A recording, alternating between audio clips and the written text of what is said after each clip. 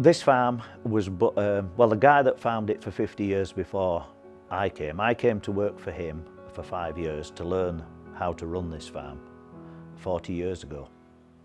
And his father, he came as a 16-year-old boy and retired at 65.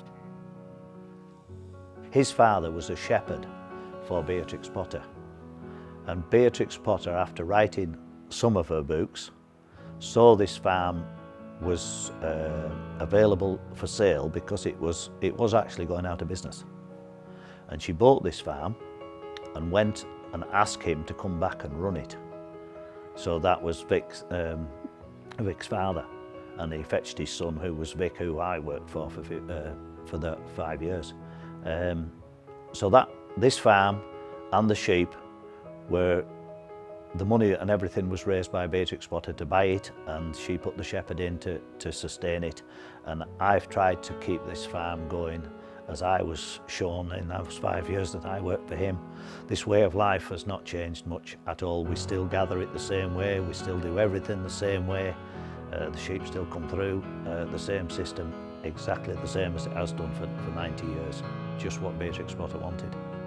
A shepherd goes to assist sheep. Sheep live quite naturally. Herdwick sheep live brilliantly without a lot of interference.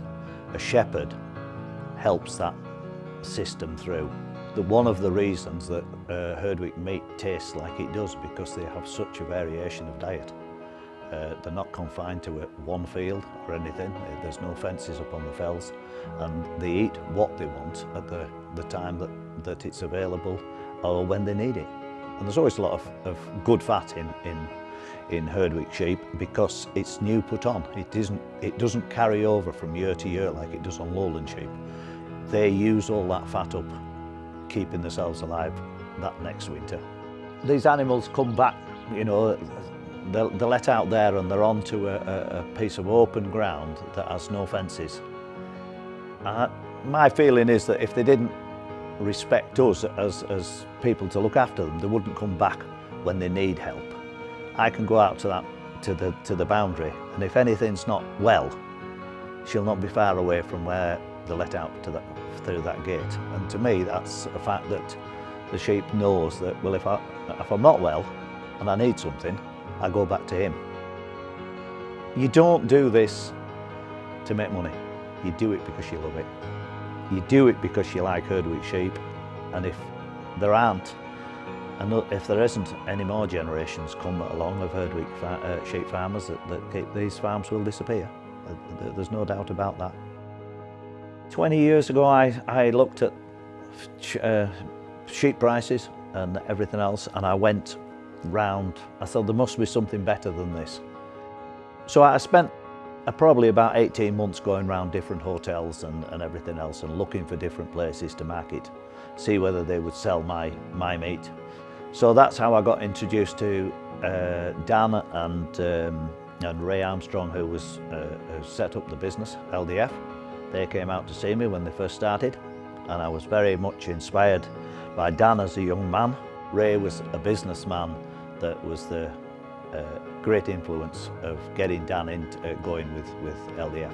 And it's developed from there. We've had a fantastic relationship with them. You know, obviously the passion that they have, they look at a piece of meat and then they want their customer to be really impressed with how it eats, how it tastes and everything else, which inspires me to, you know, even do more with the sheep and everything else, because I know it's going to end up at a good place.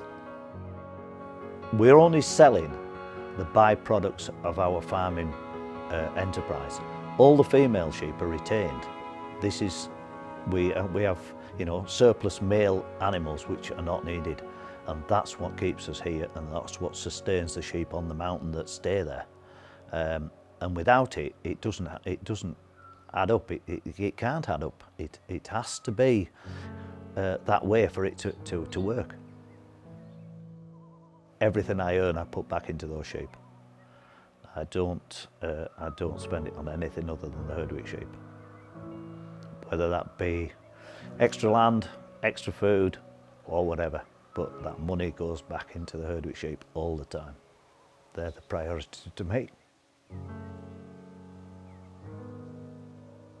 I'm Eric Taylforth, and this is why.